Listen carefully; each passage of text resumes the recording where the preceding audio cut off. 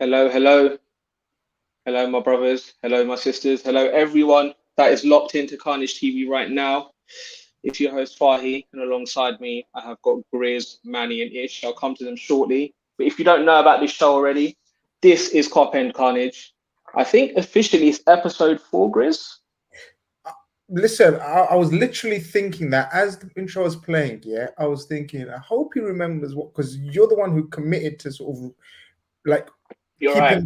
keeping track of the numbers of episode. Because remember we said, are we gonna really do this like episode 1, episode 2? And you said yes. So I thought, I wonder if he remembers. And you know what? Yeah, nah, it's episode 4. It's episode 4. Game week 4 is Well, done, so this is you've definitely done well. episode 4.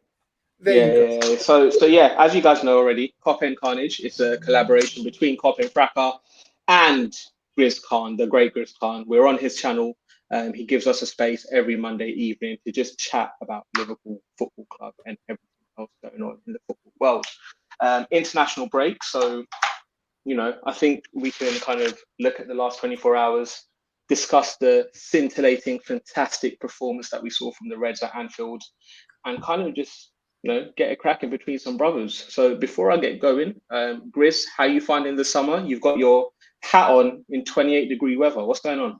Bruv, I feel cool now because I just told you guys like yesterday, 2 nights ago, we just put the fan away because we thought we're not going to need it anymore. It's September. You know, when it hits September and the kids are going back to school, that's it. When the kids go back to school or the week leading up to it, that's it. You don't need fans anymore.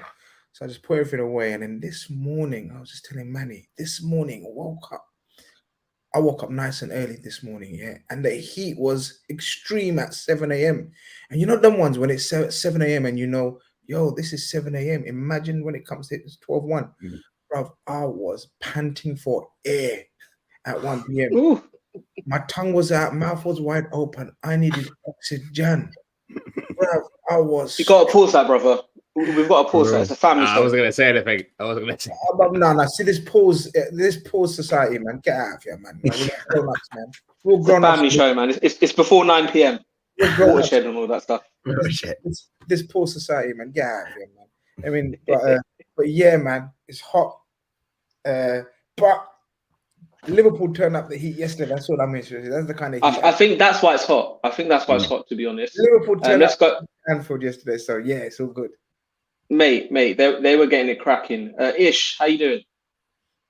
Listen, I'm good, man. The Reds are doing well. The sun is shining. International break. There's nothing to complain about right now. Obviously, just heard a little news about Trent as well. So thank God it sounds quite minor. But yeah, no complaints from me, man. No complaints from me. Hope you man are all good. Yeah, we'll definitely get into the Trent stuff. Obviously, James Pearce has just come out with some news. We can discuss it if you guys don't know about it already. Manny, second time on KopEnd Khanage. You obviously made your debut last week. You're back again. How are you finding things? Yeah, back again. Excited as always, and yeah, even more positive things to talk about hopefully today. So yeah, like Ish said, honestly can't complain about too much at the moment, man. It's all good vibes. Bro, streets are saying that you and Ish are Liverpool's good luck charm. You joined KopEnd and now we're actually balling out again. So mate, I tell you right, it's meant to happen, So like dynamic duo. Hopefully we get the strike force in tangent for them as well. 100%. I was gonna say for you, I don't know if you want to start off with that because obviously yeah, go for it. So obviously this has just come out, right? So James Pearce has come out with an Athletic article just explaining that Trent's injury isn't too bad and he's been sidelined for around 2 weeks. The scans showed damage to his hamstring, but it's minor. Perfect timing because we've got an international break, right? You've got 2 weeks off until the next game. I think the Wolves game is Saturday lunchtime. So yeah, he's ultimately got about 13 days to recover for that. So hopefully it's all good. But yeah, really, really happy that it's nothing too serious. And the main thing is, the moment he felt it, he took himself off straight away. And I think that's the main thing, because what happens a lot of the time is these players aggravate it, right? Grizz, were you worried about this when you saw him go off, or did you think that, it's all good? No, the way he went off and everything else, you think to yourself, like you said, he felt it. And as you said, the main thing in this kind of situation is you don't aggravate it. And I was worried, bros, because he was playing some amazing football out there. I mean, I know he captained the team for the first time, but I just thought he was sublime. and I know we're probably going to get into sort of everyone's performances, but his passing, and when you read all the stats and everything, that he's now surpassed the likes of Juan Mata, Eden Hazard, and there was another brother he's surpassed as well. Who's the third midfielder that he surpassed? Ozil. Mesut Ozil. Wow. Yeah. Wait. Deep that. Ozil, Hazard, mad. Juan Mata. That's insane levels of. Mate, three of the premier playmakers that we've had in the Premier League in the past 10 seasons. Unbelievable. So I was worried. He's 24 as well, you know. 24 years old. Like, the world's his oyster, guys. Mad, the world is his oyster. And yesterday, you know what I mean? I think he was. I don't think it's talked about enough. Maybe we're gonna give it a bit more credit than I think it deserves, because I don't know about you guys. I don't know what the odds were to us to keep a clean sheet against Diaby and Cash and these brothers. Bro, I thought they were superb as a unit together, but that's just me. Unbelievable. I thought we were really good, and we're obviously going to get into it. Before we get into it, Mush does this thing, who usually hosts. He does this thing where he likes to find out where everyone is from. So in the comments, let us know where you are watching live right now. We want to know. We're really intrigued. It gives us endorphins when we find out people are watching away from the UK. So give us all these countries. Let us know what continents you're coming from. And yeah, let's get it cracking. Obviously, like the button. It's on your bottom left. Please like. It pays the bills. It helps us. It helps Grizz. It helps Manny. It helps Ish. It helps me. It makes us feel good as well. So just like, subscribe if you haven't already.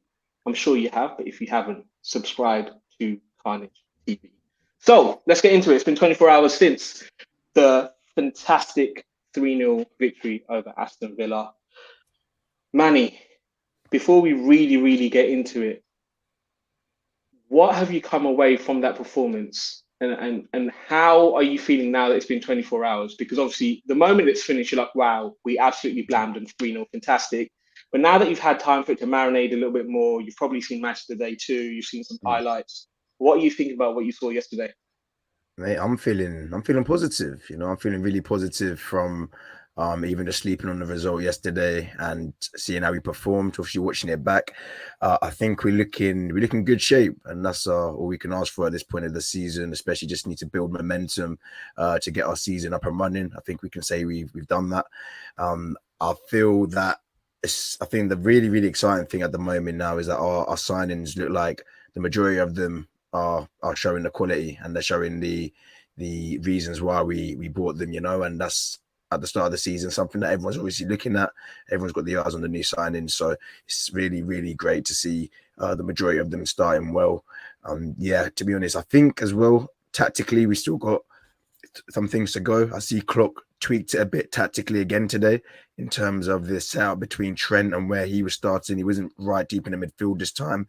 They pulled him a bit deeper to like have the quarterback role, and then Matip went to replace him right on the right. So I think it shows that Klopp is still trying to tinker things to make it a bit more of a solid basis. But yeah, at the moment it's going great. Can't complain too much. Yeah, I'm really shocked at how easy Trent had it yesterday and how Villa did not try it. And hey, listen, I'm not trying to give Trent a backhanded compliment and be like, look, he controlled the game because Villa did nothing to him. But ultimately, I would have expected Villa to really try and expose our right-hand side. And for whatever reason, whether it's us containing them really well or not, they just didn't trouble him at all. Ish, what did you make of Trent's positioning yesterday? Now, it wasn't as blatant, like Manny's saying, it wasn't as blatant as usual with his inverted right-back role. You did actually see him kind of play in between where he usually does currently and just play that quarterback. He kind of still a right-back role, but it wasn't as blatant inverted centre mid as he usually is. How did you think it actually worked out? I think it worked to a T, to be honest. And I've got to give Klopp his flowers as well, because if you look at the fixture towards the back end of last year when we played Villa, I think it was 1-1. This was kind of towards the beginning of Trent becoming inverted, and I remember that game quite clearly. Trent was kind of coming into midfield a lot, and he's getting swarmed quite a bit. due to Villa's mid-block, to like to pack out in the middle. So I think on Klopp's point of view, you can kind of have to give him flowers and say that game when Trent wasn't as effective, he's kind of looked at it and said, Trent, let's sit a bit deeper. Let's not do the inverted thing all the time. He was playing right back quite a bit as well and kind of doing a bit of both. But I think from a tactical point of view, Klopp played a blinder, to be honest. Like, I know Emery had to deal with that injury early on, which kind of threw him off a little bit. But I feel like we coped with the game really well. And that was kind of, I like to see progression in Klopp. And sometimes I think a big criticism is that he just does things and he kind of just does it and hopes it's going to work. But yeah, looking at Trent specifically, I saw the tweak between the Villa game a few months ago and this one. So I like progression in my manager. That's all we're asking for. All we're asking for is a bit of progression and to kind of learn from your mistakes. So yeah, Trent played a blinder that game, and I kind of had to give Klopp a lot of flowers as well. But obviously, Trent did what he normally does when he gets time and space. Mate, he was moving like Harry Potter with his wand, man, just pinging it about wherever. Unreal. And the thing is, he was creating his own space. Like, he would wait, like, okay, cool, I've got the ball, I've got all the space around me, but there's no one open right now. I'm just going to hold on to the ball a little bit more, pass it to Alexis a little bit, bring it back, and now I'm going to find an angle. And the way he would keep switching the ball to Luis Diaz in the first half, chef's kisses, man. Unbelievable. You know Riz, what did you make of that? You know, the point, there's a very good point you make. And I think we a bit too, sometimes I think we forget how young and, you know, inexperienced he is at playing this role. Like, it's a total new role. Like, either he was a marauding attacking midfielder in his young days, or he's been converted to an authentic fullback, and now he's being asked to play this hybrid number 6 stroke fullback inverted role. It's a total different role at the age of 24, and he's been asked to operate it at the highest level. So I think we sometimes don't give him enough credit. I'm not even joking, guys. I know this sounds mad, like, really? Like, we don't credit Trent enough? I genuinely don't, because I think you made a very good point. His selection of pass and his increasing and decreasing of tempo is coming on as well. Like you said, it's not always ping, ping, ping, ping, ping. He was controlling the ball, playing McAllister, getting like they call the wall passes of McAllister, slowing things down. And I heard a few people say about Aston Villa were, what's the word? A bit timid or didn't really. I think it's credit to us. This is the same Villa team, pretty much the same midfield that came and terrorized us. Let's be honest. Yeah. They came and bullied us. I know we got the Bobby goal and all the romance was there and Bobby celebrated and we got carried away. But if you analyze the game, they bullied us. Did you guys see at any stage them bullying us this weekend? No. I thought we were on them from minute one. So I think the credit has to go to Klopp. Again, like you said, Klopp tactically has been spot on this season, and that's what we want to see, because he was rightly criticized last season for being a bit passive, a bit dead, a bit not progressive. But kudos to West Ham, but kudos to Klopp. And what's also great about this Trent performance is his passing accuracy was 91%. Now, if you consider the type of passes he was trying to make, the fact that he got 91% is actually unbelievable, man. It just shows you what a gem we have, and it's just the main thing is making sure Klopp utilizes him correctly depending on the opposition. And I think with Villa, he absolutely did that, right? Viewers that are watching right now, I'd love to know, out of 10, what would you rate Trent's performance yesterday? I'm going to ask this for a few players once we start speaking about them. But yeah, Trent, to me, fantastic. Glad that the injury scare isn't too big. 2 weeks out maximum, so it's all good. Cool. So let's get into first goal. Dominik Szoboszlai. Grizz, I'm going to come to you because last week on the Big Six, you said, you compared him to Steven Gerrard. Now, what your castmates try and do is they try and set you up, right? They try and set you up to fail. And, they clip that up straight away. There's like, look, this guy said, he's got to be like Gerrard. And look what happened the next game. He scored an absolute peach. Bro, did you see their reaction?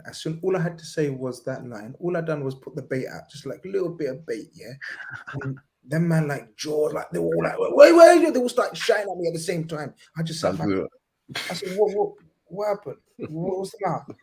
I said, this guy right here, I don't want to get carried away. And they knew what I was going to say or what to do. Like, because when you say I don't want to get carried away, but then hit them with the Hungarian Steven Gerrard, they were like, are we going to let him get carried away? Wait. And I was like, calm down, guys, calm down. And they're like, put it all over Twitter and social media. And, you know, rival fans are going to gas us up for getting carried away. But I don't even think it's getting carried away, guys. I'm being honest. Like, this is not a banter show. We're discussing football. We're being serious here. We're not trying to be clickbaity here on this show, right? We're trying to give it a proper, logical explanation and theory to what I said, right? Which was semi-banter on the Big Six, right? But I meant it. Guys, this guy's 22 years old. He's captain of Hungary. He's played every single minute in this country as soon as he stepped into this country. Big Barclays Premier League, you know. He's come from Leipzig, right? People say, yeah, this is a step up. It's very hard to step up into the Premier League. You know what I mean? Okay, he's Hungarian captain, and what? He's played a variety of positions. He's 2 out of the 4 games he's played has been predominantly 10 men, like 10 men for 60 minutes per game. Yeah, you're right. He's ended up against Newcastle. He's ended up as a DM alongside Harvey Elliott. He's not looked out of place. And now he's topped it off by scoring a guys I described on the Red Fellas last night as, do you remember the goal Steven Gerrard scored? 2 goals, it reminded me of. The one against Inter Milan in the Champions League where he drilled it last minute. On the right-hand side. Right-hand side, yeah. And then the same side against Everton at Goodison. That one, yeah. You know that one, Manny? Yeah, and he pinged it. Sure. Exactly that. But this brother done it with his left foot. Yeah, and everyone thought it's a deflection, but there's one angle that's out on Twitter. I don't know if everyone's seen it. I'm not. Yeah, from behind the goal. The fan view. Yeah. Clean. I'm talking clean strike. I'm not sure. This guy at 22, he may even be ahead of Gerrard progress-wise, maturity-wise, experience-wise. I'm not sure. And I don't mean as a talent-wise. I'm talking about progression as a player-wise. No. Grizz, I don't think that's a wild shout. And I say this a lot about Gerrard. Like, we know how amazing he was, right? But he was very, very raw for the first 4 seasons that he was playing in the first team. He was very raw. And I think you're right. Szoboszlai does seem to be a bit more intelligent in game, and his positioning seems very good. His work ethic seems fantastic. Even his tackling, he knows when to make the tackle. Whereas Gerrard, when he first started off, he would just clamp players, get yellow carded. He would fly in there, that passion. You know, do you know what I mean? Like, Szoboszlai seems to be a more refined type of player. That's not me saying that he's going to be better than Gerrard. That's not me saying he's going to be to the same level as Gerrard. But at this current moment in time, if you're looking at, you know, that career path, he does seem to be a more refined, cleaner version. I thought he was great yesterday. Olivia says Gerrard had that dog in him, though. Yeah, look, I get it, but I think this guy's aggressive enough. What do you think, guys? He's aggressive enough. I think he is. He gets stuck in. I've seen him do a couple of one of them. You know what they called professional fouls. I love that little slide in him. You know. Yeah, no, for sure. And also with him, he's just got tenacity, man. Like, and he's like Billy Big Bollocks. He knows he's the man. Like, he knows he's got ability. He knows he can ping it. He knows he can drive past someone. He knows if he needs to slap a shot, he'll slap a shot. And I love that. And what's funny about the goal that he scored, just as the corner was being taken, I was muttering under my breath, and I was like, why is Szoboszlai not taking the corner? And the reason I say that is whenever he takes a corner, he's so accurate with where he places it, right? He's got a peach of a set piece when it comes to corners. And I was like moaning to myself, like, why is he not taking this corner?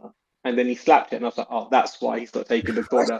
That's like, why wasn't he taking it? Because he's been on every single corner from that side, innit? Was it from the left side or the right? Oh, no. It was from the right side. It was from the right side. That's why. It's from the right. But also, that being said, it just makes more sense now. Like, if you're going to have him outside of the box, and a lot of the time, obviously, sometimes we do win the first header, but when we don't, it still does come back outside to the box, right? If he can get that, if he can pick up the ball and find a yard of space and slap a shot, you know his accuracy is there. So it's another weapon we have, and it's something that we've been missing for a while, having someone that can crack a shot from outside of the box. Yeah. And the fact that he can do it and he has the confidence to do it, it's going to be really good for us. Manny, obviously, you've seen 4 games of Szoboszlai.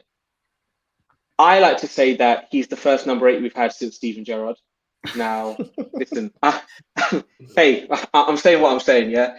How impressed have you been by him? Have you been impressed by him? I don't want to put words in your mouth. No. If you want to rate the first 4 games out of 10, what would you kind of rate it? And yeah, what's really impressed you?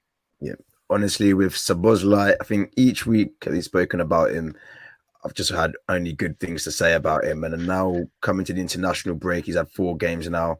I can say that guy has been excellent. I love this player. I love this player so much. Like, I'm almost a bit taken aback as to the kind of start he's made, because I think we all expected him to be, obviously, see the highlights. He's scoring the screamers, very silky, very quick. But his overall game just shocked me. And I think his character, his personality on the pitch is top notch. And the guy's got the aura, he's got the personality, he's got all the credentials to be a big player for Liverpool. And I feel like he's a player that he takes responsibility on the pitch when it comes to creating, when it comes to defending. And honestly, another player of that ilk is 100% what we needed to obviously rebuild from the old guard that were obviously so successful. In terms of a rating, I would honestly give him an 8, because he's now obviously showing that the guy can defend. He's shown he's physical, robust. He's shown he can see box to box. He's shown he can create, and he's shown he can score. And honestly, as a Liverpool midfielder, as a number 8, there's not really too much more you can really ask for him in this early stage of his Liverpool career. And the fact that, honestly, do you know what? I speak to rival fans even generally about, and when you say Szoboszlai, like, there's not even any room for a little bit of banter. They're just like, he's a player. He's a player. You've done well to sign him. And that's how you know the respect's like he can't really get bantered at the moment. You know, that's just a testament to how good he started, and long may it continue. I love the change of pace he has on the right hand side as well, man. Yeah. Like he'll draw the left back in, and then he'll just blitz them. And That's another thing. It's so refreshing to see our centre mids be able to dribble past the player. Honestly, it's mad. Because I was thinking, do you know what? Now that we obviously have the centre mid, he likes our centre mid to be able to drift right, to obviously cause a bit of a problem in terms of overloads on the right hand side. Obviously, before it was Henderson, who obviously not looking to slide Henderson, but obviously, you know, he's just gonna cross it to the back post, and it may or may not land at a player. But with Szoboszlai, the guy's just so unpredictable. The guy can beat you, get to the byline. He can cut in, play a 1-2. He can cross it early with his wand of a right foot. He's the perfect guy for the midfield. It's a shame that we didn't have this Szoboszlai at this stage, maybe a couple of seasons earlier, man. Honestly, like, we could have even cooked with like the Mane and Salah and Firmino days. Who knows? But it's really good that we've got him now. And I was thinking that the other day, you know, that I was thinking, look, Henderson's been amazing for us overall, yeah. When I mean amazing, I don't mean like just playing wise. I mean overall as a person, as a captain, right? But last couple of years, last 2-3 years, yeah, he's been on the wane badly. Imagine we had Szoboszlai cooking in that Mane, Bobby, and Salah team. Honestly. As well. Like, can you imagine? Can you imagine Fabinho, Gini, and then Szoboszlai on the right? Yeah, it's mad. It's mad to think. Even I'm not even going to leave Naby out. No, why are we slandering the captain, man? Let's go for Naby instead. Naby's not here anymore. We don't need to be Naby. Let's just say it's Naby. Like, that would have been amazing instead of Naby. Because Naby, we don't owe Naby nothing. You know, Naby. Yeah, man. And Naby just he owes our medical team. He owes us, bro. Yeah, Naby, he owes us, bro. Yeah, so we can slander Naby. Actually, it's more fitting than slandering our captain. Yeah. Yeah, 100%. Ish, I'm going to ask you a question, and it's something I started pondering based on the midfield that we saw yesterday. Now, I was kind of surprised that Curtis Jones started ahead of Endo, but it also makes sense to me. In a game where we're at home, we're going to have about 65% possession. Villa are going to try and hit us on the counter. You need a midfield where, you know, they can retain possession, ping it about with confidence. just kind of calm it down, right? So it made sense why Jones was there. But what I'm going to ask you, and this is related to Szoboszlai again, we've signed McAllister and Szoboszlai, and let's think of them as our two main star midfielders that we have right now. Yeah. What setup do you think works best for a player like Szoboszlai? And which two players do you think complement him and his skill set the best? It's a tough one because we've not seen the likes of Thiago yet. We've not seen Gravenberch yet. So they're two that I think they're good enough to start. We all know that Thiago on his day when he's fit, which is not as often as we like, but you'd still like to think he's probably our best midfielder. Gravenberch, we know his quality as well. So I think in terms of a makeup, it's quite hard to say, but I think you're right in the sense that McAllister and Szoboszlai now are the two kind of jewels in our crown. They're the centerpieces. They're going to start no matter what.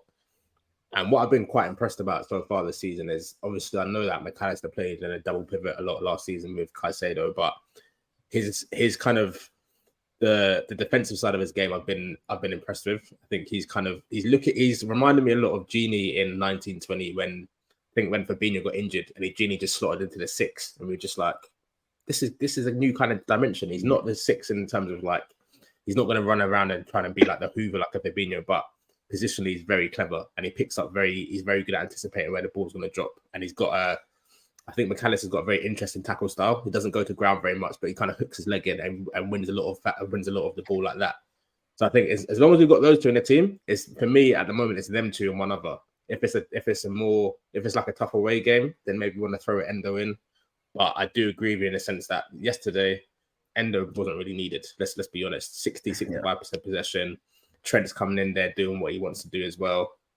McAllister didn't really have too many problems in the midfield. And Villa are a team that like to pack that middle area with some of your McGinns and your Douglas Luizes as well. But because our press was so much better than it was last season, I don't think you really need to have a sitting midfielder in games like that at Anfield. So I think as long as you've got Szoboszlai and McAllister in there, you've got Szoboszlai's legs, you've got McAllister's positional awareness, we're very good. I know we're all crying for that DM in the window, but I know it's kind of too soon to say. But right now, we're looking all right for midfielders, I think. I think as long as we've got those two in there, we're good. Yeah.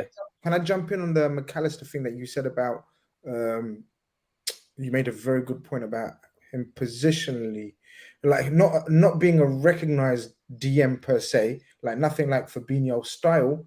But guys, yesterday I was so pleasantly surprised by his tenacity, because you're talking Douglas Luiz, McGinn, and Kamara, who many Liverpool fans said, all three walk into our team. We need their energy. We need their legs, because they're all dogs of war, little dogs. Look at this guy's tenacity. Do you remember when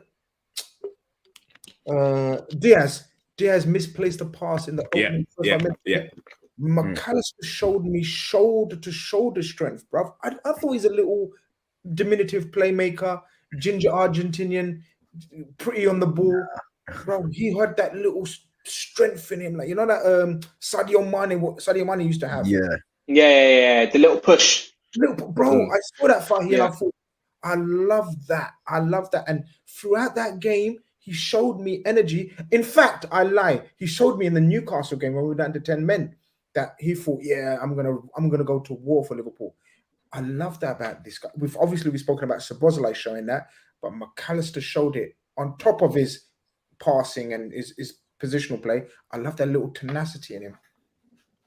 Yeah, I agree, Grizz. And like when I look at McAllister, he just reminds me of Scrappy Doo, man. Like he's not like the biggest like midfielder, but he's there. He's there for scrap. Like he's happy to get involved, and he'll do this, man. He'll go for it. And like even yesterday, like he was very combative. Like he was never shying away from a tackle. He was always trying to get that ball, trying to put his body in front of the Villa player to try and make sure he's shielding the ball and keeping possession. We really need that. Yeah. And mostly we were discussing Szoboszlai, but McAllister needs his shout-outs as well. I'm going to come to you, Grizz.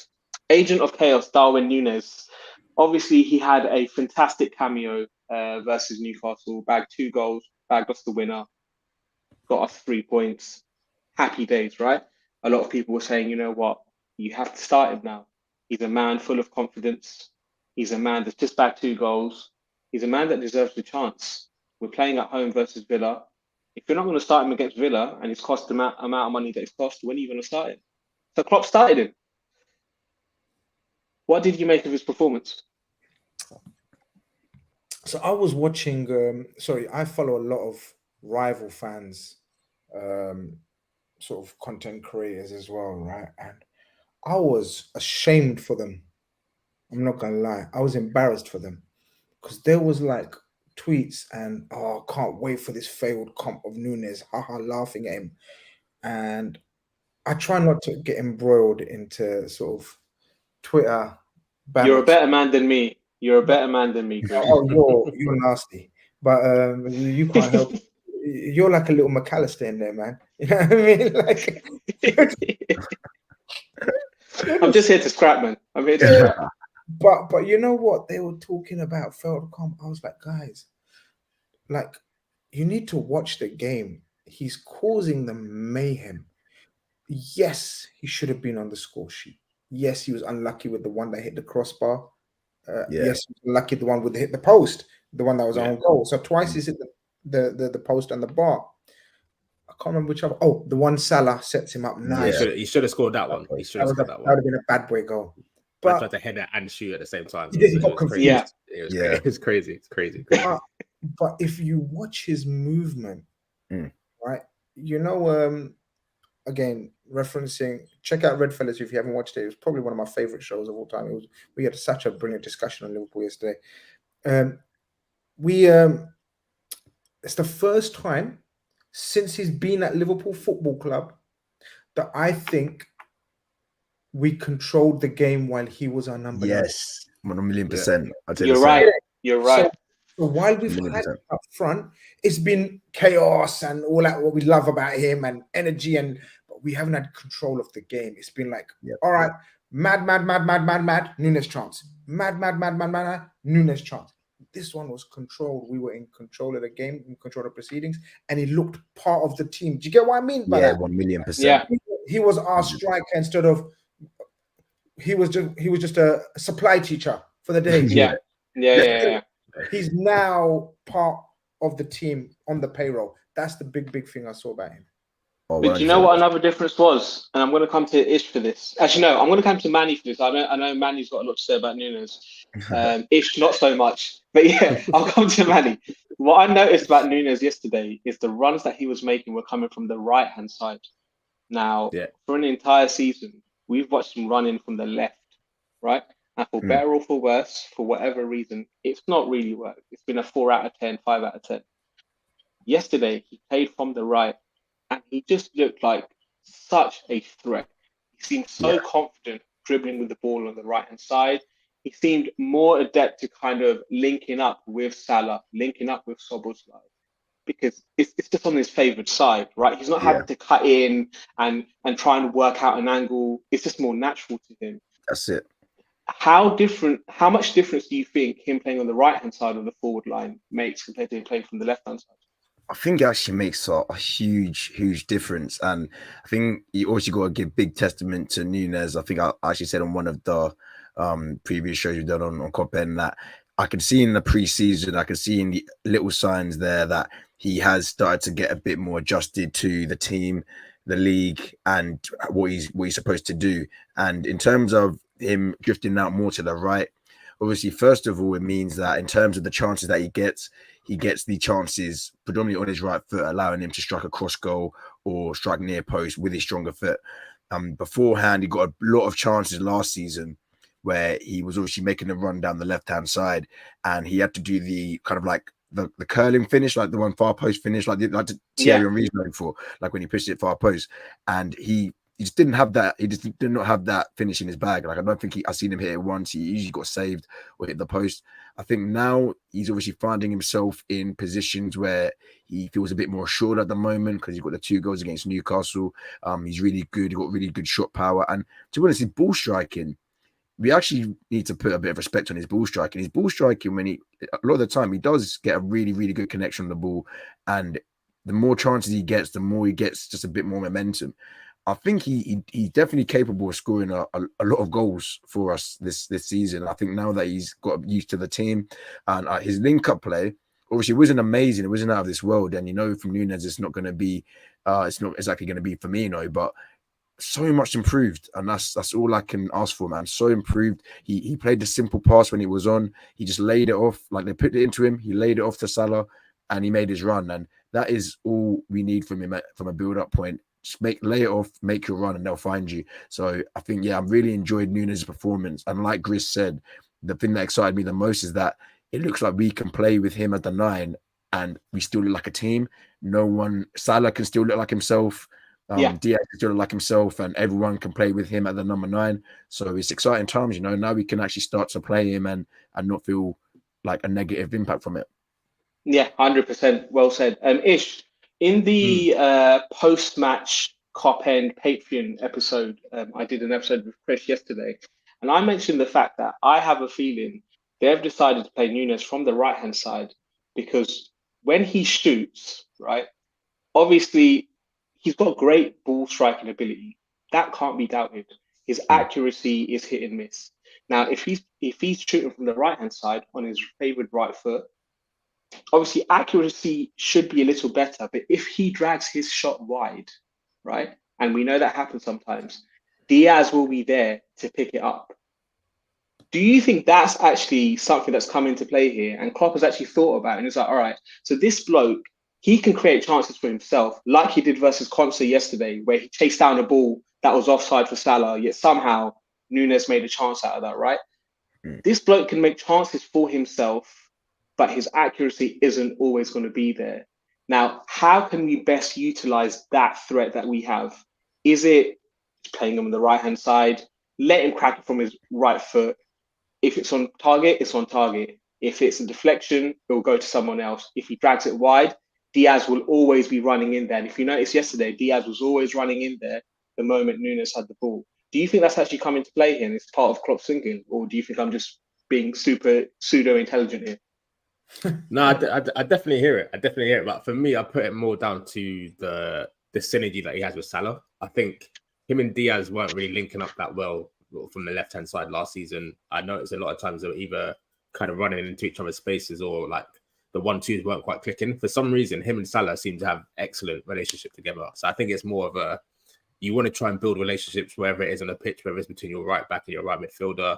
Like even Szoboszlai, Salah and Nunez were linked up very well yesterday. So I think there's just a good partnership going on that right-hand side. And I just felt like every time the ball was going on that right, we had 3 players who were all a threat in different ways. But I think on the left, Diaz is, and there's not in a bad way, but he's very much for himself in the sense that he wants to get the ball and take on 2, 3, 4 players. And Nunez will kind of be running into his space or like running across him a lot of the time last season. Whereas I feel like, can I say something about that though? Yeah. I think that's planned. I think we're trying to overload on the right, and I think we're letting Diaz be isolated one-on-one with every place. So we're trying to shift the opposition's focus on Szoboszlai, Nunez, Salah. So the opposition are covering them free. Like you're right, you're spot on. All the triangles, all the build-up play, everything's happening on that side. I think then we're looking for the Trent switch to Diaz, and then Diaz do your thing one-on-one because if you're 1v1 with Diaz, switch, bang, it's peak. 1v1 with Diaz. There's not many right backs in the league. I'm trying to even think. Maybe like a Wan-Bissaka or one of exactly. But he lives off that. But otherwise, any right back going up against him it's long. And a lot of the time when like our intricate play and our 1-2 touches is always from the right, and then when it goes to the left, then you see Diaz just kind of cooking on his own, or he'll go and find Robertson on the overlap and he'll whip a ball in. So I just think Klopp's really trying to build those relationships, and it's good to see that Szoboszlai is really fitting in well as well, and kind of Nunez and Salah are kind of just building on from last season. But I was really impressed with Nunez yesterday, and it's weird because as much as listen, I've not been shy about saying I don't really rate him that well as a footballer, but he's one of those where like you don't want to see him come off the pitch because when he's on the pitch, exactly. And I don't think I ever will. But when he was on the pitch, stuff was just every time he had the ball, something was going on. He was just getting it cracking. Something was going on there. But listen, he had a good game yesterday, and I do think he should have bagged at least one. But he's kicking on, and that's all I've wanted. He's kicking on, but and I want to see him keep starting. I get slated for that big time. Oh, you never rated him. How you rating him now? I said, no, I'm still the same. Yeah, but exactly. What I said at the time when I didn't rate him, I said, but he'll be very effective for a Klopp team. And that's what I'm interested in. I'm not here to rate every Liverpool player in the squad. It doesn't work like that. I mean, we've had bad boy squads throughout history, and I've not rated every single player. I'm old school, guys. I'm sorry. I never used to rate Ray Houghton. Yeah, but Ray Houghton was one of the most integral parts of that super team. I used to think Ray Houghton, he ain't got nothing, man. What? You know what I mean? There's players throughout history of every team. I'm sure loads of United fans didn't rate Darren Fletcher, for example, or something like that. Do you get me? John O'Shea, man. Yeah, so you have great teams with players that you don't. Azpilicueta in his early days, Chelsea fans never used to rate him, but by the end, he was a legend. Yeah, Nunez is not my kind of striker footballer. That doesn't mean he's not going to be effective for us. That doesn't mean I'm not going to support him every time he jumps on that pitch for us. I'm shouting Nunez louder than the next man. You know what I mean? So, and for the first time yesterday, I saw him, as we've all said, part of the team. Sammy Lee, great shout. Sammy Lee was nothing special. We're getting way back now, though, man. Oh, you're going too far back, lads. Lads, come on. I know Sammy Lee, the coach. I don't know what the coach. Like your profile pictures in black and white. Come on, extremistic, man. We're going black and white now, man. Yeah. Guys, we'll do a different segment for you guys to kind of talk about flipping Alan Hansen and them, man. We can make a new show for Grizz. Back in my day, FC right there, man. Back in my day, FC. You're right. All right. Another thing. So, viewers, I asked you for ratings for. Who was the first player I asked ratings for? Szoboszlai or Trent. It was for Trent, right? I forgot for Szoboszlai, but let's do it for Nunez. What would you rate Nunez's performance out of 10? Put it in the chat. Let us know, and also smash the like button. Go on, Grizz. What you saying? I'm going first. I said I'm putting it out there. I'm putting out 7 for me. You're going with a 7? Oh, come on, man. I'm going to give him an 8. You don't want to hear my rating. You don't want to hear my rating. You said he impressed you yesterday. What's the problem now? He did. But it's a 6.5 because I'm sorry, and he's a number 9 in an old-fashioned sense of he's not there for link up. He's not there to be a facilitator. He's simply there to bag. Let's be honest. And his build-up was excellent yesterday.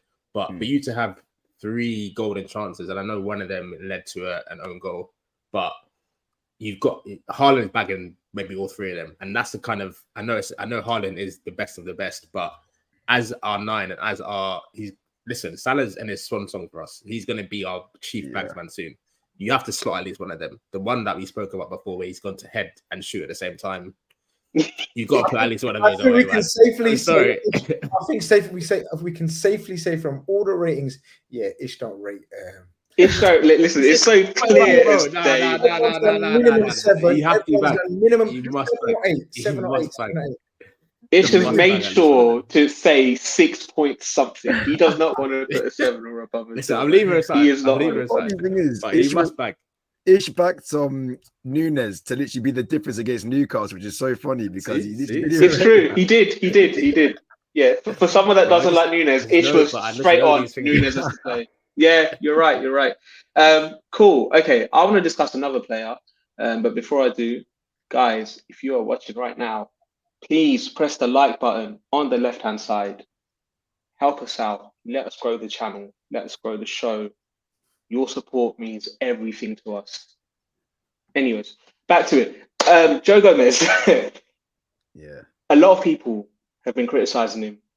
Even start of the season, people like Gomez, he's not really about it. If a bid came in for 40 mil, I'd sell. Can he really replace Trent when Trent needs a break? Can he really do a job at right centre back when Kanate's going to be injured? He's come in past 2 games and he's been absolutely fantastic. Grizz, I don't know what camp you're in regarding Joe Gomez, but how impressed have you been? Maybe you've not been impressed, but how impressed have you been of Joe Gomez since he's come back versus Newcastle, and then obviously he started versus Villa yesterday? Because to me, I think he's been unbelievable. Obviously, he made one little error yesterday that could have led to a goal. Other than that, I thought he was fantastic. Yeah, even that one, he done brilliantly to get there. He showed a turn of pace that I don't even think his body believed he could do it. So he overbalanced. He overtipped. It wasn't even a mistake as such, I guess. He just got, when you get there too quickly, and then he fell over to the right and it kind of overbalanced. I was in the camp of, I'm going to be honest, because honesty is the best policy. Football's a humbler. I had enough of Gomez and Matip. I'm going to add Matip in there as well to make my argument look stronger. I mean, them ones, just add in Matip as well. I feel for Gomez, though. Gomez wasn't because of a lack of ability or anything. Gomez was just a cumulative, serious, career-threatening injuries that I just thought he's never going to get back to those levels of Joe Gomez. Yeah, it is you fiddling about. But it's cool now. I just hope and pray, and I would love Joe Gomez to continue the form he's shown in the last 2 games, because like you said, he's been immaculate. He's shown me levels of 1920 again alongside Virgil van Dijk. Can he do it on a consistent level? I genuinely don't know, guys. I genuinely don't know. I don't mean it for against him or for him. I want him so bad because everyone that I speak to that knows him from a personal level says he's one of the most nicest human beings you're ever going to find. And those kind of human beings deserve better. I don't want his career at the highest level, because Liverpool is the highest level. I don't want it to end. I want him to continue playing at the high level. I don't want him to go to a West Ham, Villa, wherever these places, yeah? No disrespect, who cares? You know what I mean? I give shit, yeah? I don't want his career to whimper away like that. So I hope he can continue, because you know what I love, guys? I don't know if you noticed it. And I've been saying it for a little while. I want Joe Gomez to develop the leadership qualities. Now, I know not everyone has it. I know not everyone can have it. You can't have all leaders. Sometimes you need silent assassins, yeah? And he's always come as a silent assassin for me. I think he is, yeah. Because Konate, you can tell, is a bit more vocal and a bit more emotional. And what's the word? When you expression, like use your, there's a word? Expressive? Expressive. Yeah. Expressive with his hand and movement and organizing, where Joe Gomez is very quiet, head down, gets on with his job. I thought I've seen little glimpses of Joe Gomez, the leader and mature leader as well. Because he realized, he looked around and he must have thought, yeah, I'm one of the senior players right now, bro. Yeah. So, yeah, very encouraging. Amazing performance in the last 2 games. I agree with you, Fahi. He hasn't put a foot wrong apart from that one. Yeah, man, I hope it continues.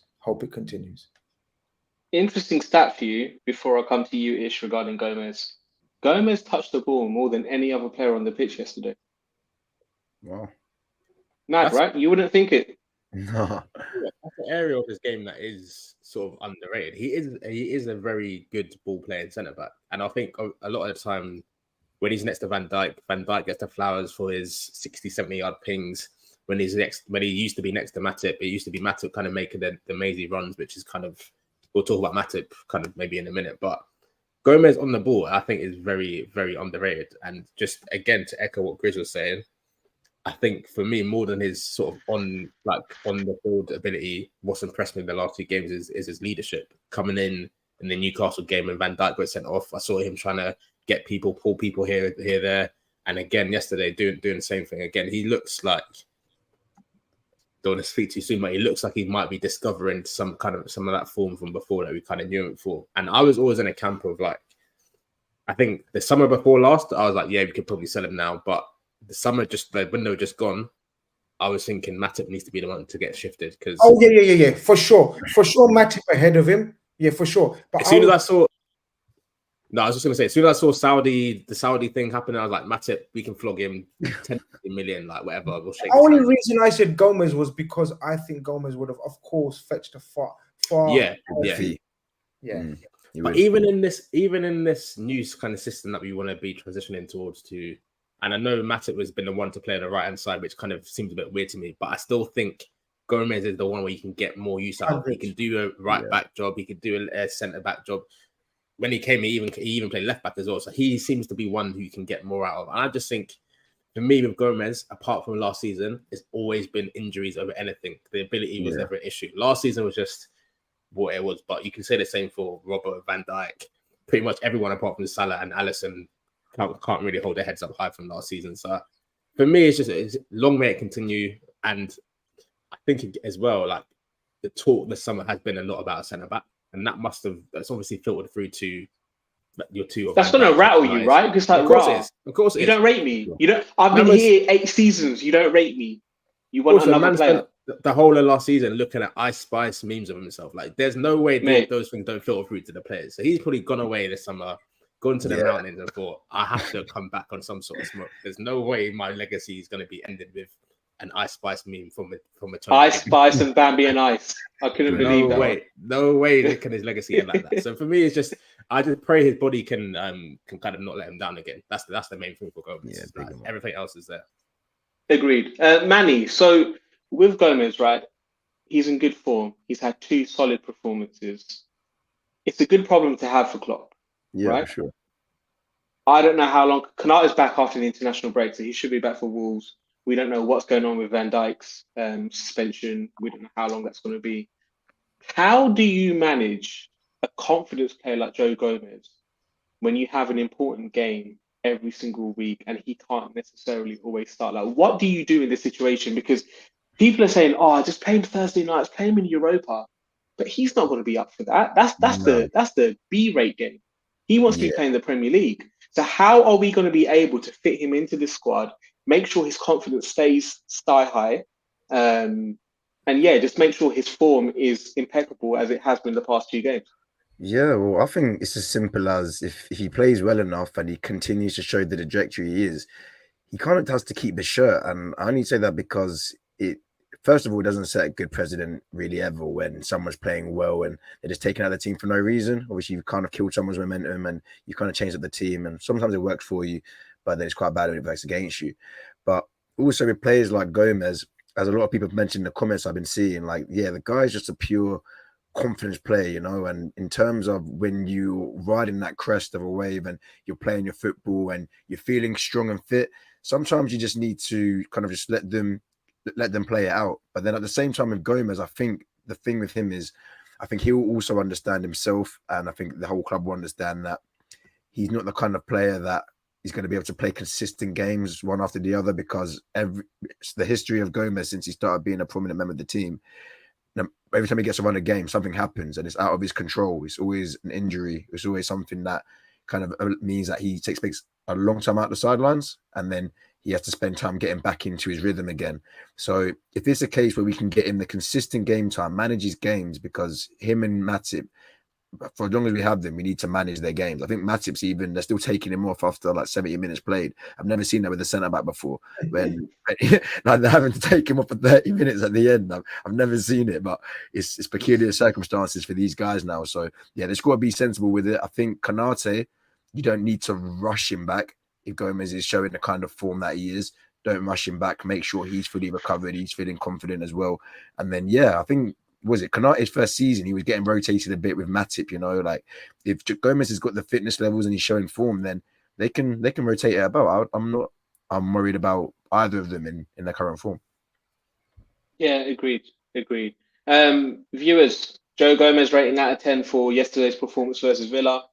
Put it in the chat, let us know. Grizz, what would you rate that performance out of 10? I made him man of the match, And people were surprised. And people were like, "Oh, Szoboszlai and Nunez, whatever."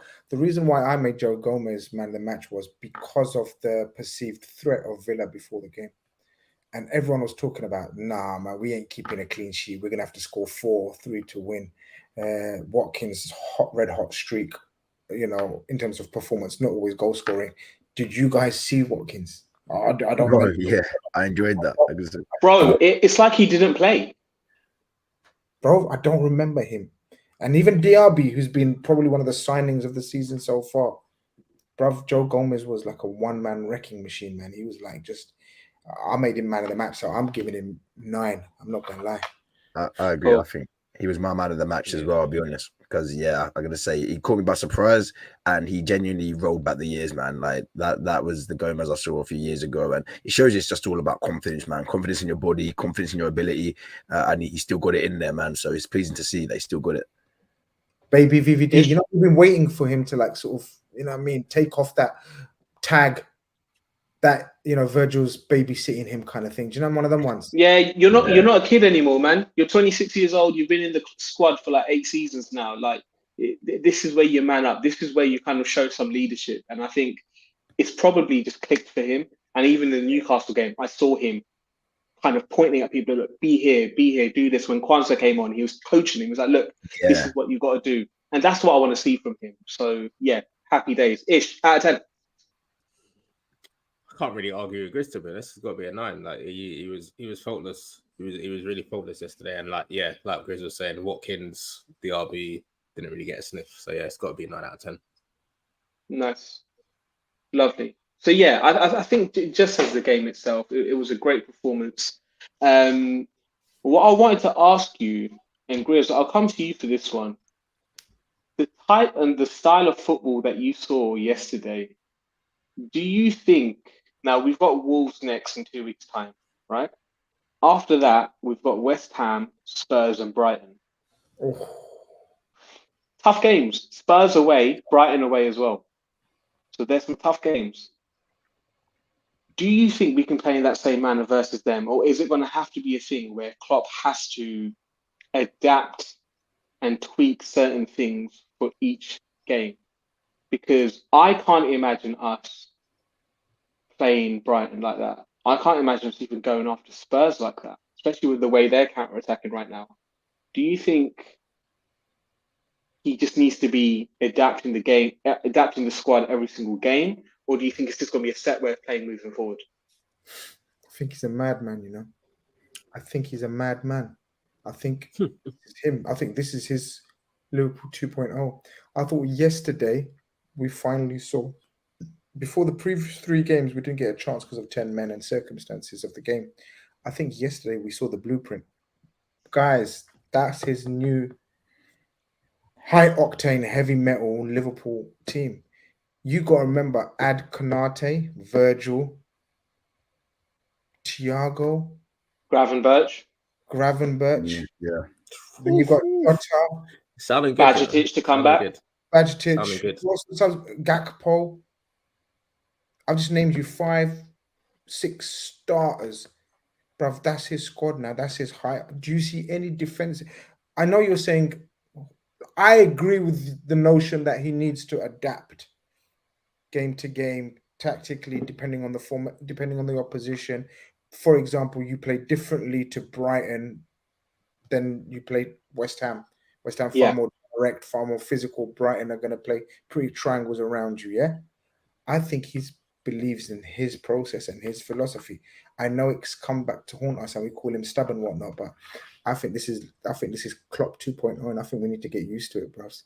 I think this is it, bro. He's high octane, high energy. That was that first half performance. What we should have been 3-4-0 up, man. It reminded me of, do you remember when we used to come out blitzing teams and first 20 minutes? First 20 minutes. Yeah. The energy, they couldn't get out. They thought, yo, we were here 3 months ago and we were strolling through these brothers, man. Like, we were taking a piss out of these guys. This is a different animal we've come up against. I think that's us. I think we're going to go out there and do this to any team. And I think it's like, if we deep it, we done the same to Chelsea, you know, away. We should have been 3-0 up. We should have been 3-0 up first half. Did you get it? So this is he done it to Chelsea away. You know what I mean? He's taken the game to Villa as well. I think he's going to do the same to the fixtures as well. I think this is us. This is us. I'm excited. I'm not going to lie. It's going to be. I am excited. It's going to be a bit emotional from time to time. Of course, it's not always going to work. We're going to get unstuck. We're going to come unstuck. But listen, you know, all guns blazing, boy. You go out, all guns blazing. Wait, that's our club, man. You're going to say we don't have any other way. That's why we love Liverpool Football Club, man. Grizz, we've got a super chat. Do you wanna check the question and let's pull this up?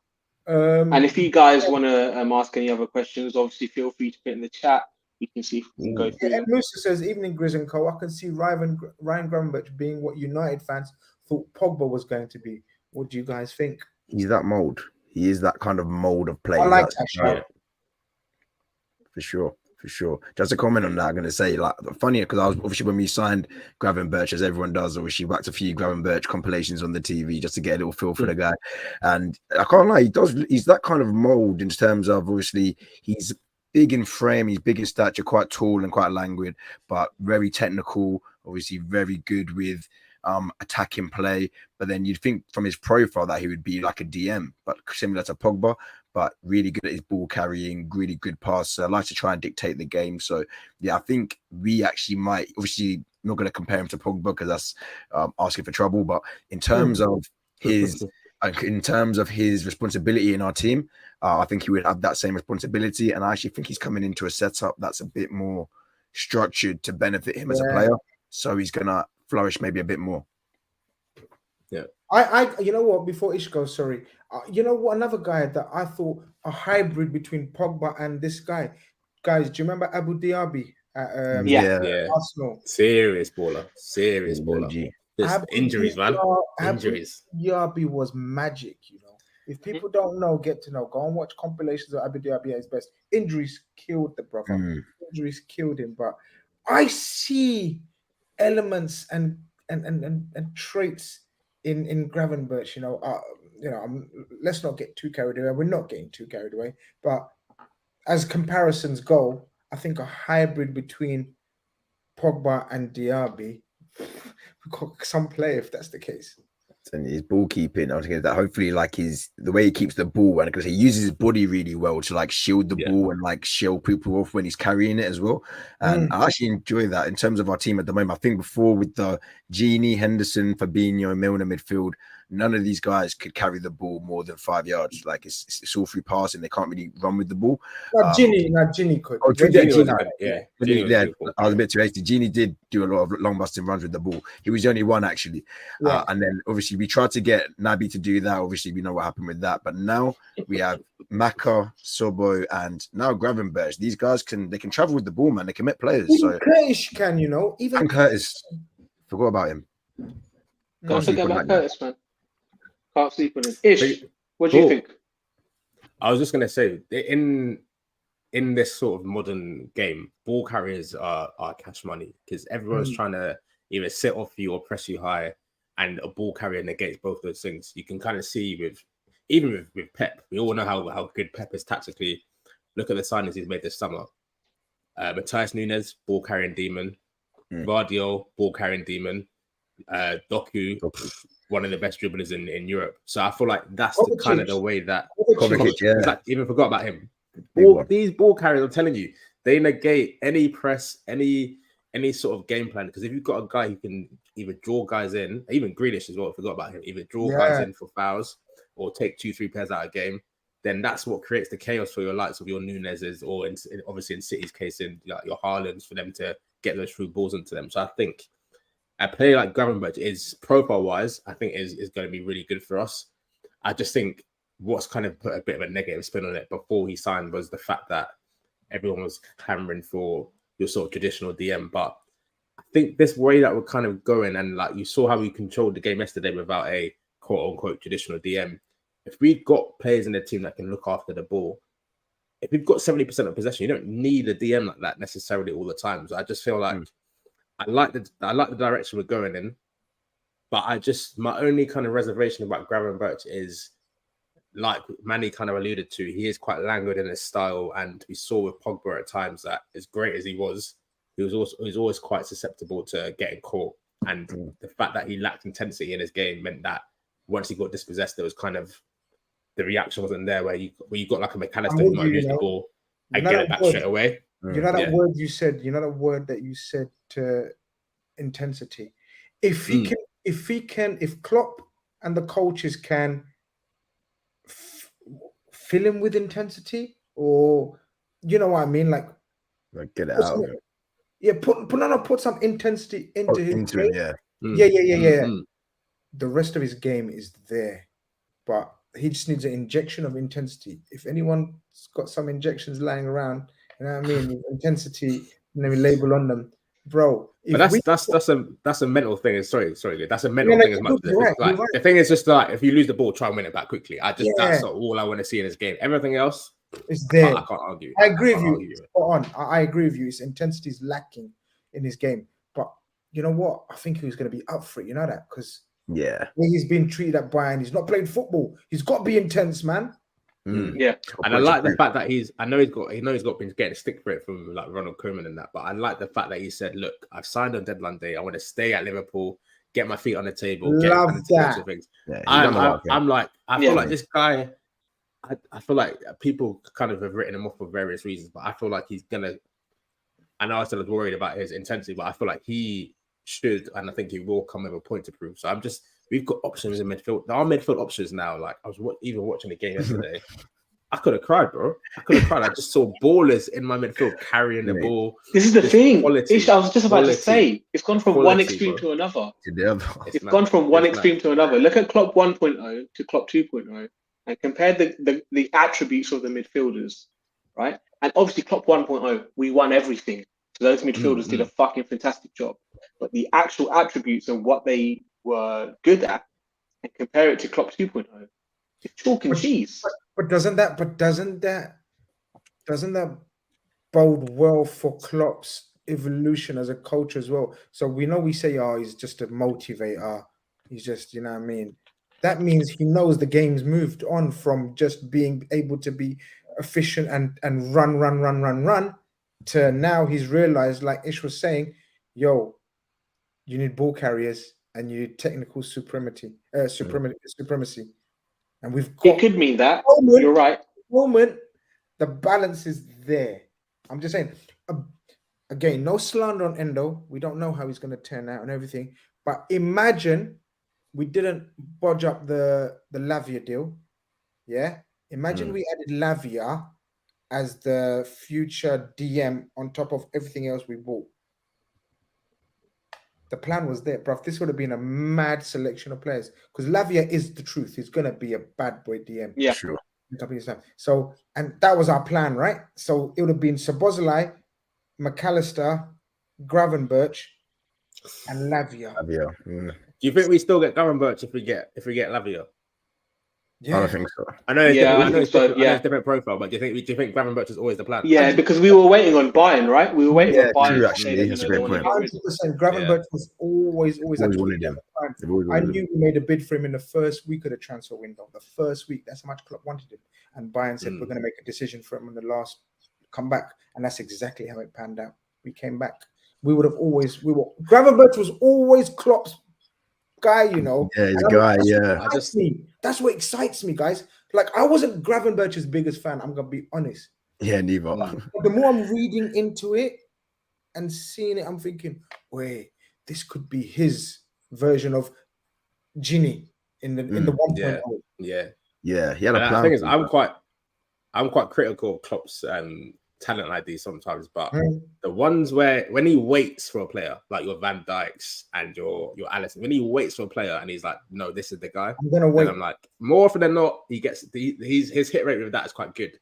It's the other ones where he's a bit reactive, and I'm like, But you're right in the sense that if you're saying that this is the guy you wanted from the start, then I'm ready to rock with Gravenberch. But I hope the Endo signing isn't the one that kind of defines our season in terms of like, if we didn't mess about with Lavia, like, are we going to get undone in that sort of area? But fair shout. Listen, so far, so good. So far, so good. I can't really complain. So if you guys want to address this one as well, formation-wise, 4-2-3-1 with Grav, Mac, and Szoboszlai could be the way, lads. I think it could be. You could say 4-2-3-1 or a 4-2-1-3. I don't think so. Yeah. I don't think we're going to play that. I mean, we've got the personnel for it now. I think he's going to be either the 4-3-3 that we play, because we've got the personnel for that now. Because, for example, imagine we're playing away to whoever, Man City, and we're gonna play Endo as a DM. Oh yeah, and a choice out of the 2 8s that we've got now, variety. Or we're gonna play, the 3-box-3 if we're confident of smashing the opposition. We have Klopp's kind of tinkered with 4-2-3-1 before. Like obviously, yeah, 18-19 with Shaqiri when he played Salah up front for a little bit and Bobby in the 10, and then even like the season we went for the quad when we had the Keita, Fabinho, Thiago midfield. Yeah, but Thiago is very much him and Fabinho were kind of in a double pivot a lot of the time. Keita kind of had a bit more of the advanced 8 role. So I think it's something, especially like you said, Grizz, in the big games or away games. I'm not even sure. I know Endo was brought into VR 6, but I feel like in those games, the technical quality is so high that if you're going to have a 6 in there who's not technically that good, is there even any point? So I would rather see like a McAllister, Gravenberch, but both of them playing a bit more sort of defensively than seeing Endo just for the sake of it. I don't think he's been. I think I agree with. I think you said it actually, or my Nish. I don't think he's been brought in as our starting 6. I think he's been brought as a supplementary type player if needed. I think he believes in what we've been discussing in having multifunctional players around doing what they got to do. Because apart from Man City and would you say Arsenal, we're expected to dominate every other team. Yeah. I think was that fair? I think that's fair. Possession wise for sure. I know. Yeah, no, agreed. There's one question that's bugging my mind, guys, and I want to get your opinion. Thiago, like I know we've been talking formation and what okay, assuming miracles do happen and he remains fit for 15 games season. Grizz, my brother. Okay, it's not gonna happen. His brother has not played since February the 4th, bro. It's now September all I would say the 4th. All I would say is I would keep Thiago for the games where we need to ball out. So versus a Man City. We can't do that. You have to. I'm sorry. He's given us no choice. We just have to wrap him up. Let him play 45 minutes here. Let him play against Lask at Europa League level. That's all right. And then when the big game comes, when the Man City to Anfield game comes, that is when you whack Thiago and they be like, you know what, brother, this is your moment. We pay you a lot of money per week. We pay you $240 per week. You now need to pay us back for this one performance. This is what we need. Thiago is. I love him. I love Thiago so much, man. We all love him, but we can't. I'm just trying to work out the only way you could possibly make it work is if you have Thiago as the 6 and then Mac and Szoboszlai. That's the only way it works. No way. Only way. But you'd only do that. You'd only do that at home. You only do that at home against teams that are going to counter you. That's it. Even that's weak, man. I mean, is this guy that good that we could just play him in big home games? Is he like? I know. Look, listen, Thiago's sick here, but he's not flipping Xavi or Iniesta. You can't just say I'm going to cherry pick you for one game against Man. What does that say to McAllister or whoever's going to get dropped? He's weak. That says that you're not a controller like Thiago. You cannot wait a ball like Thiago. You cannot pass and swivel like Thiago. And it's a fact. It is what it is. Listen, Al Hilal, there's still 1 week left, bro. There's still 1 week left. I'm ready. Listen, Al Hilal better leave Thiago Alcantara alone. That's what I'm saying. I love Al Hilal. That's my Saudi club, but that's who I've gone with. But yeah, they better not touch Thiago yet. Grizz, I think it's been a fantastic show. Manny, Ish, thank you for being part of KopEnd Khanage. Obviously, we'll be doing this throughout the season. We'll probably take a break next week, international break. You know what? We've got stuff to do, man. But that thing that he wanted to do, and he had that kind of the ratings thing. We might do. Yes, okay. Potentially, we may do that next week. So we may be back next week, and we'll let you know. But other than that, obviously, you'll see us throughout the season. It's been a pleasure hosting. Grizz, thank you for letting me host. You know, I was knocking on your door today. I was like, Grizz, please let me host. I was calling him. I was like, Grizz, like, bruv, you know, you let work, bruv. I thought, you know what I mean? Because you haven't done any work. Like, I've been doing this and you just think you're this middleman that just does the deals, the silent, you know, like. That's why I like Thiago. That's why I rate Thiago. Just here and